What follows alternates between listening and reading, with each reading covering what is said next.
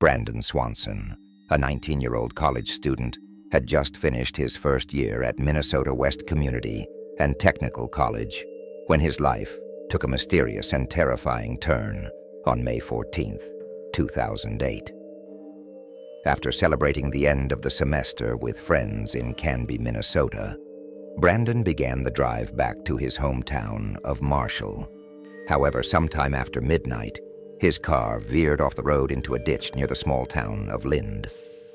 At 1:54 a.m., Brandon called his parents, Annette and Brian Swanson, explaining that he had gotten his car stuck and needed a ride home.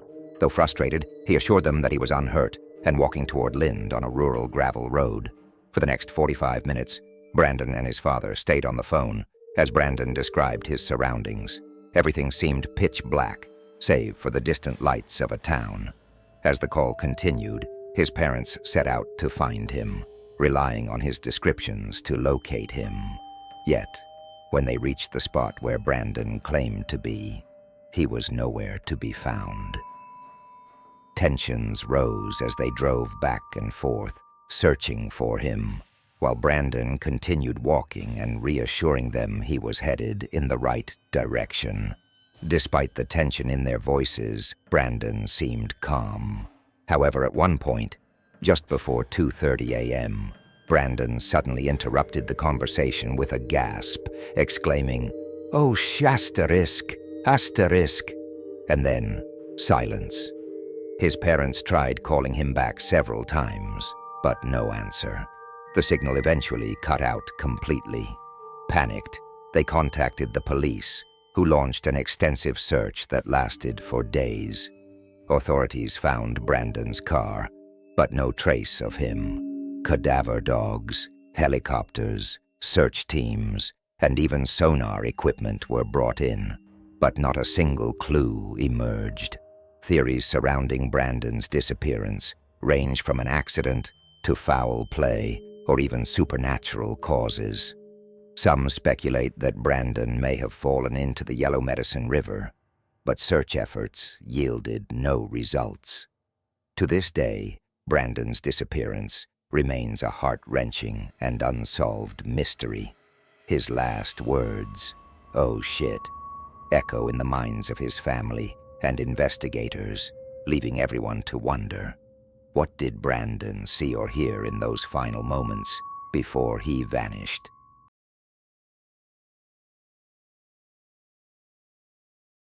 The Hinterkaifeck farmstead murders remain one of the most chilling and perplexing cases in German history.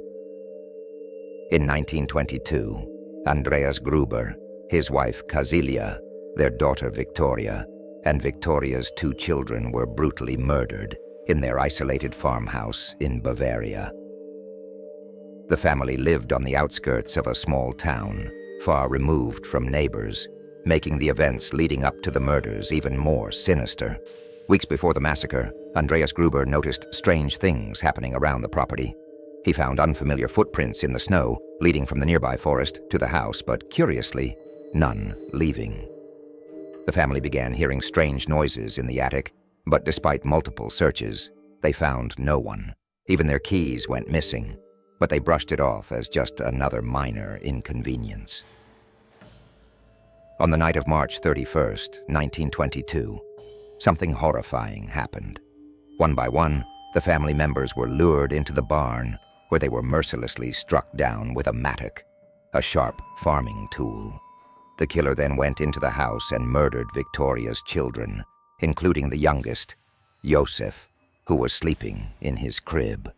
What makes the case even more unsettling is that the killer stayed on the farm for days after the murders. Neighbors saw smoke rising from the chimney, animals were fed, and even the family's cows were milked. It wasn't until 4 days later that concerned neighbors, noticing the family's absence, went to investigate. What they found inside the house was beyond anything they could have imagined. The brutality of the crime shocked the entire region. Investigators combed through the scene, but despite several suspects, no one was ever convicted. Theories ranged from a deranged drifter to someone with personal ties to the family. Some even speculated that Victoria's deceased husband, who was reportedly killed in World War I, had come back to take revenge on his family. But one question haunts the case more than any other. Why did the killer stay in the house, tending to the animals and maintaining the farm as if they belonged there? The Hinterkaifeck murders remain unsolved, leaving the horror of that night frozen in time. Even now, more than a century later, the quiet, desolate farm holds its secrets, its bloody history a permanent stain on the region's memory.